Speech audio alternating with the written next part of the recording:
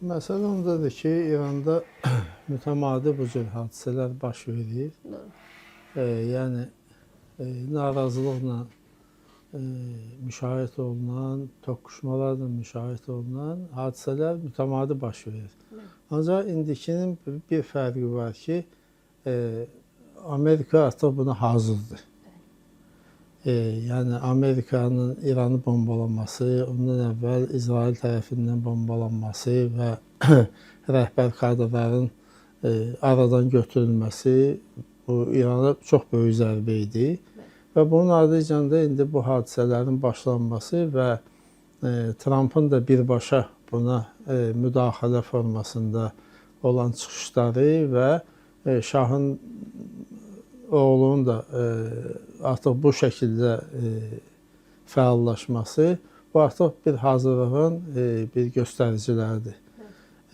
İndi həmən təhlilçi dediyiniz Kofi bizə deyir ki, hazır olun.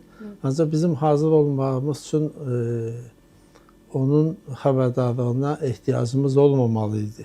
Biz həmişə hazır olmalıyıq İrandakı və xüsusən də Cənubi Azərbaycandakı hadisələrin gedişinə və inkişafına bir dövlət olaraq hazır olmalıyıq. Çünki İran bizim üçün həmişə təhdid olub və təhdid olaraq da qalır. Orada baş verən hadisələr birbaşa bizə təsir göstərmək istiqamətində olan hadisələrdir və biz buna hazır olmalıydıq. Ancaq bizə indi bugün Amerikadan xəbərdarlıq edirlər ki, hazır olun. Bu olduqca xoşagəlməz bir vəziyyətdən xəbər verir mənim fikrimcə. Təhlükəlidirmi sizcə Çox bu hal? Çünki hazır ol, iki mənada da deyilə bilər. Yaxşı bir prosesdə hazır ola bilər ilk hissədə. Köçəmi, axına mı, yoxsa bir bombalanmaya mı? İstənilən formada hadisələrin inkişafına biz hazır olmalıyıq. Biz dövlət kimi.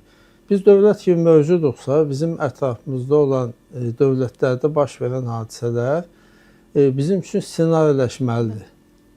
Ki, hansı bizim üçün təhdid ola bilər, hansı bizim xeyrimizə ola bilər, hansından biz nə cür istifadə edə bilərik, hansı təhdidlərin qarşısını almalıyıq, onları planlaşdırmalıyıq.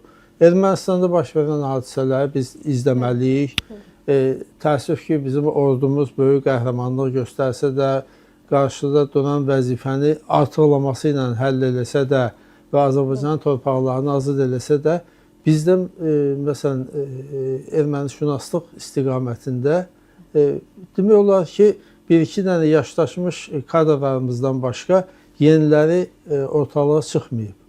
Biz Ermənistanın mətbuatını da izləməliyik, Ermənistanın tarixşünaslığını da izləməliyik, Ermənistanın iqtisadiyyatını da izləməliyik və bunu izləyən sıravi vətəndaşlar ola bilməz. Bunu mütəxəssislər eləməlidir və həm hakimiyyətə, lazımi strukturlara, həm də cəmiyyətə müəyyən məlumatları verməlidir. Təəssüf ki, Ermənistan bu cür.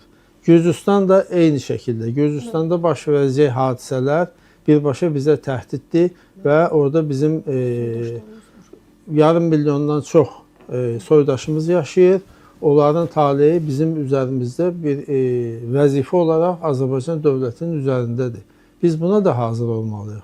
Rusiyada onun kimi, Dağıstanda nə qədər Azərbaycanlı yaşayır, soydaşımız yaşayır, bütün Rusiyanın özündə nə qədər Azərbaycanlı yaşayır. Son dövrlərin hadisələri göstərdi ki, bizim təşkilatlanma baxımından çox böyük minuslarımız var və onun nəticəsi olaraq da bizim sıravi vətəndaşlarımıza qarşı, hətta yüksək səviyyədə olan soydaşlarımıza qarşı repressiv əməliyyatlar həyata keçirirlər və biz də bunun qarşısını hələ ki ala bilmirik.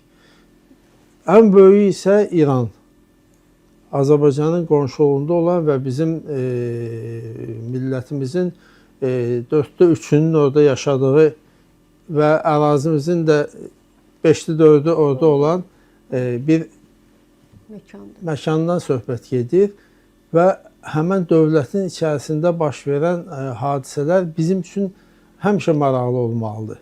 Və biz də buna həmişə hazır olmalıyıq. Ancaq indi görək biz buna hazırıq-mı?